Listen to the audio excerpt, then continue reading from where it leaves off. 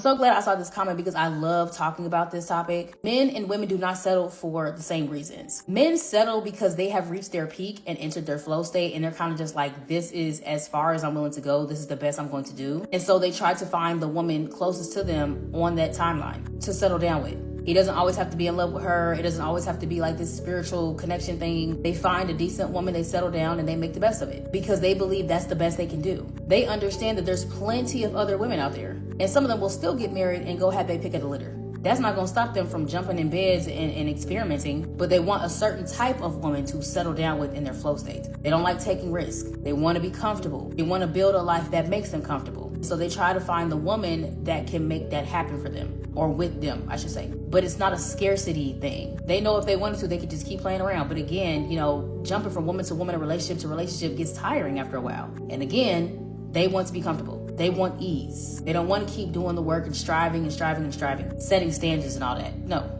Men settle when they realize, okay, this is as far as I'm willing to go. And they try not to go anywhere beneath their baseline. Now, women, on the other hand, we settle because of a scarcity mindset. We just think there's not enough. Men understand they have too much.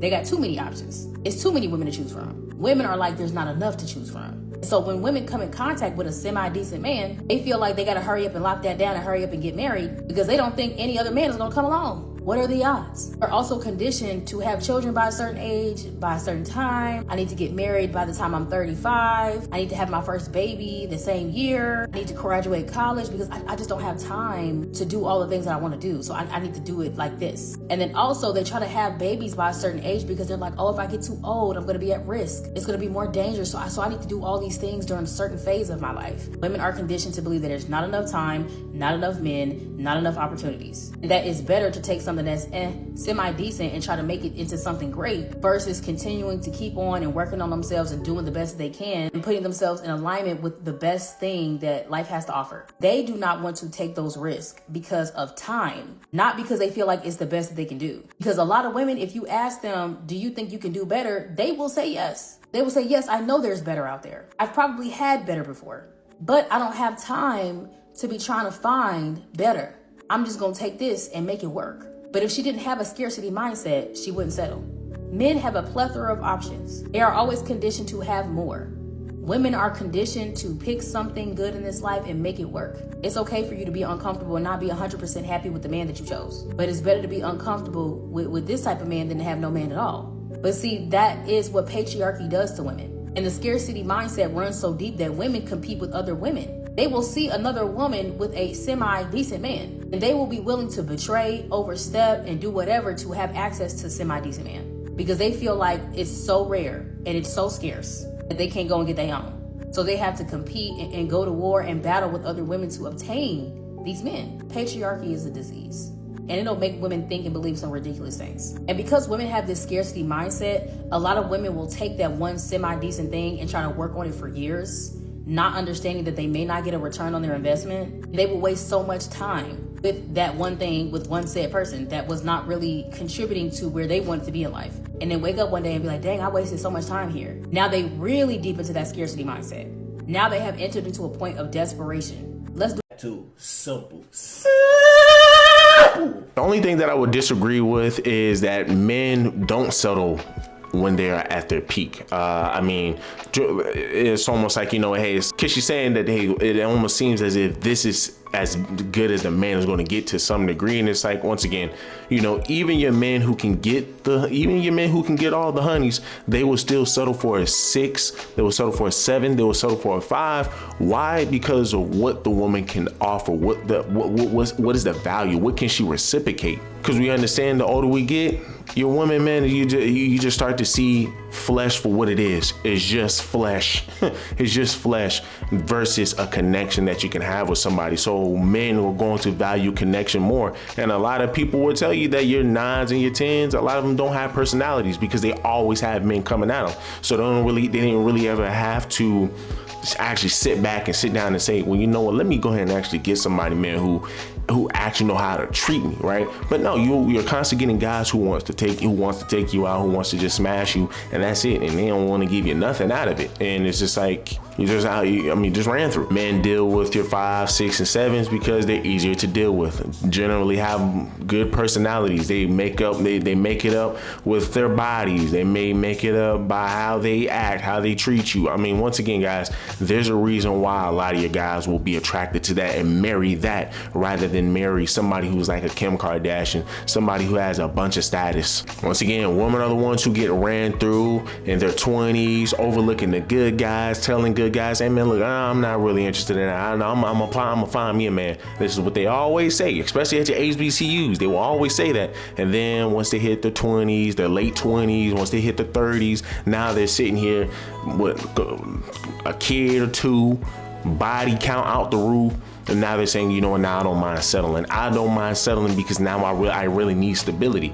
All of that, oh, well, I don't need a man stuff is out the window. After you done sat here and just let your time run out, let your value run out, now it's okay, well, now I'm in a desperate era, right? Now I'm in my desperate phase of my life. So now I need to go ahead and find a guy who is a nerd, and I do not mind settling. And this is the big difference that you have with guys who settle versus a woman who settles. This is why you will also hear a lot of guys saying, hey, if your woman has $1 million, let's just say one day your woman wakes up with $1 million, do you think she will still be there? Do you think the dynamics in your relationship is going to stay the same, or do you think it's going to change?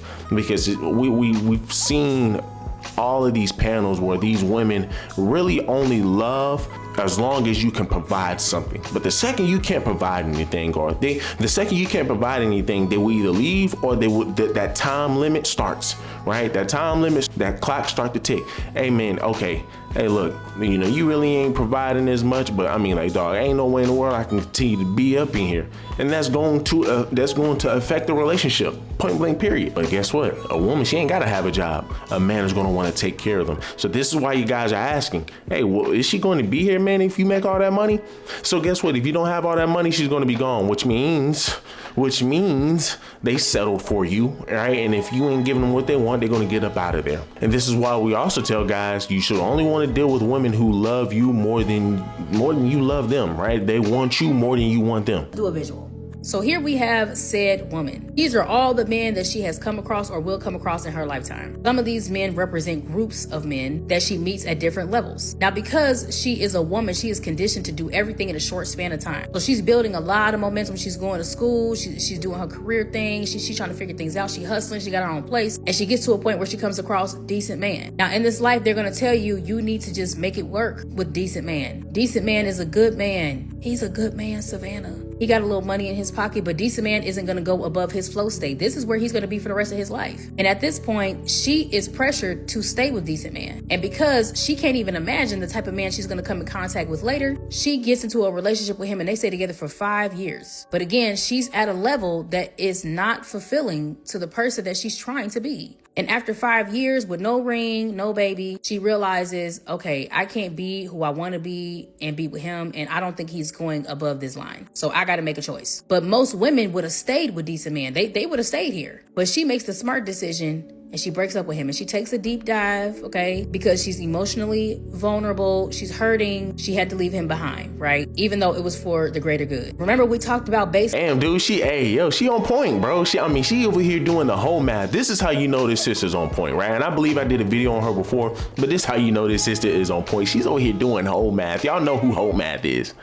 All you have to do is listen to women talk. They tell on themselves constantly. This, let me make it easier to read. This is more common than you think. My sister getting married in 2 days on the phone with her ex from 13 years ago just to make sure that she can't marry him instead.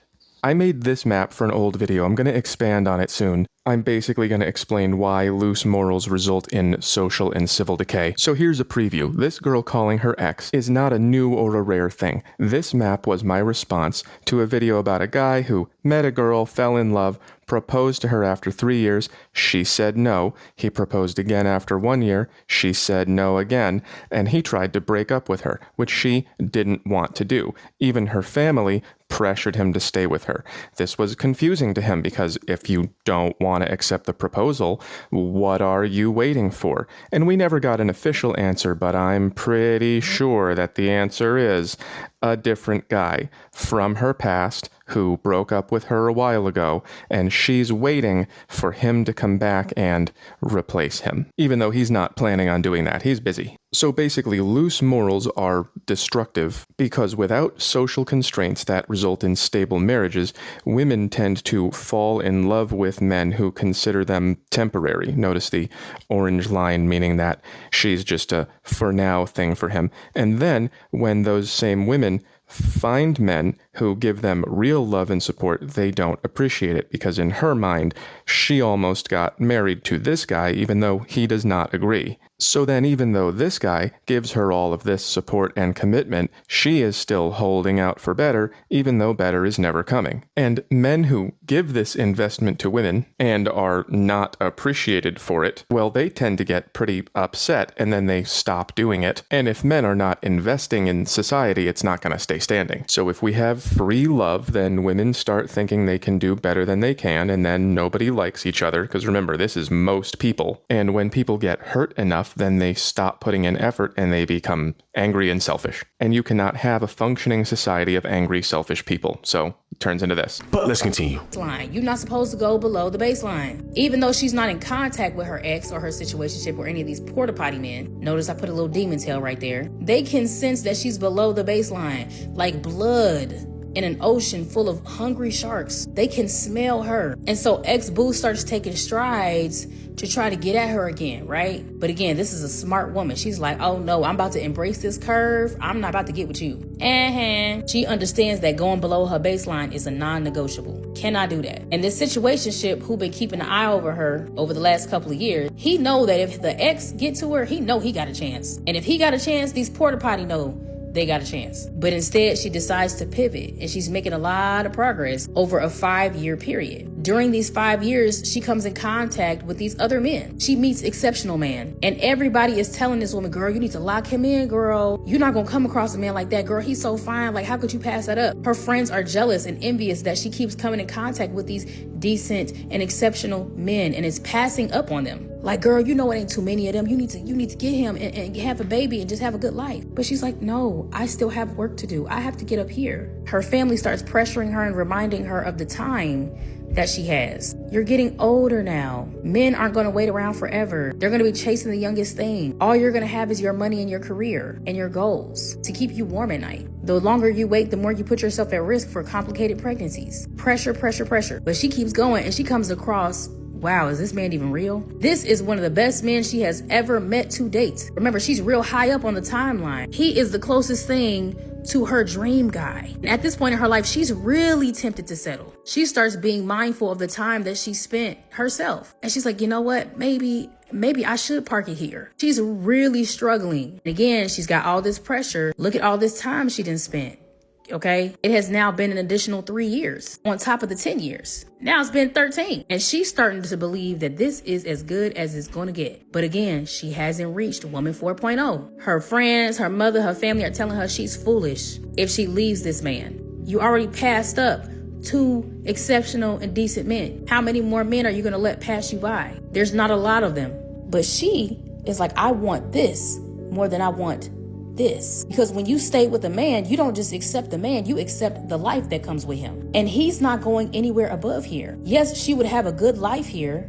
She would be happy, and she definitely would be on a higher timeline for sure. Her friends are like, why do you have to keep striving? Why do you have to do that? Do you have to be a woman 4.0? Do you have to get to that place? And she's like, yes, I do. Her friends are like, no, you don't. Being an overachiever, it's okay to find a man and settle down. It's okay to stop building momentum and just find a place to be comfortable. Remember him down here? He told her, why you want to go to the moon when we can stay in the grass? And she's like, I've come too far to settle now, even though I feel like I'm not making the right decision either. And I don't know if I'm going to come across another man, but I know I cannot leave myself behind. So I'm going to have to pivot and take a leap of faith and keep going and trust that if there is better, that I will come in contact with it. And if there's not, I'm still going to be happy with woman 4.0. And that is more valuable to me than a decent man, than an exceptional man, and a almost dreamy man. But now during this time, she take a few dips because she's really sad because she don't really have peace about her decision. Whenever you take a dip, okay, bad things happen. So she's struggling mentally and emotionally during this time, but she still ends up getting to where she wants to go, but not without a struggle, you know? Before, she wasn't really struggling too much, but she really cared about this guy. But she knew, I gotta keep going. Finally, she reaches her flow state. She becomes woman 4.0. She gets to the life that she always wanted, and she is wholly fulfilled. She can finally enter her flow state where she doesn't really have to strive and do all this stuff anymore if she don't want to. And guess what? She meets the man that is aligned with her higher self, and he is everything that she could have wanted in any of these men and more. She is able to get married. She is able to have children. She is able to have a life that is fulfilling. And even though there's some points in life where she's going to take dips, she'd rather take dips up here than take dips down here, or here, and definitely not here. But most women would not keep striving and get to here. They would have settled right here or here. And they would have tried to make the best of this. So remember, men settle because they're in their constant flow state and they believe this is the best they can do. Women settle when they think that they don't have enough time and there's not enough for them to choose from. I hope this helps. Hey, she's on point. I love to see it. I freaking love to see it, man. And just to let y'all know she ain't bluffing. This is one of her responses to a video or to, I think, to a comment somebody threw at her.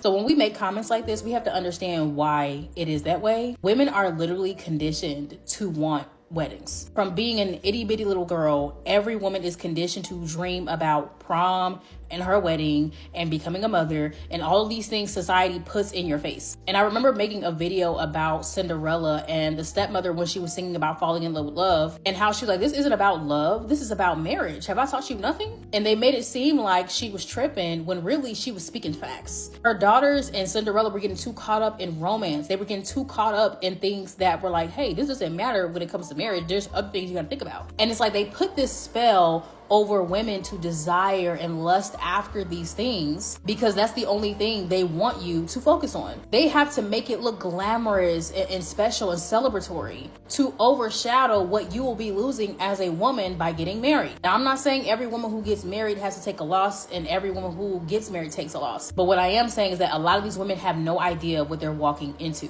and they intentionally do that. They don't want you to understand what's on the other side of the wedding. They just want you to focus on the wedding. Like, yeah, focus on the wedding. This is your day, because the rest of your life is going to be about prioritizing that guy, covering that guy, whatever children he puts in you, covering them, just doing all this labor. They condition you to find your true love and have this beautiful wedding and live happily ever after, when in reality, you're becoming a Cinderella after your ceremony. A breath of fresh air right there. Hey, man, you ain't gonna listen. We need more sisters like this. It was refreshing seeing a sister actually live in reality for once on TikTok. Just live in reality. Just base your ideology off of reality. Because your feminists are not doing that. Majority of your women that are on TikTok are not doing that. Hey man, shout out to this sister. Do me a huge favor, leave me a like, leave me a comment, subscribe to the channel. Probably leave a link to her TikTok down below. Till the next time.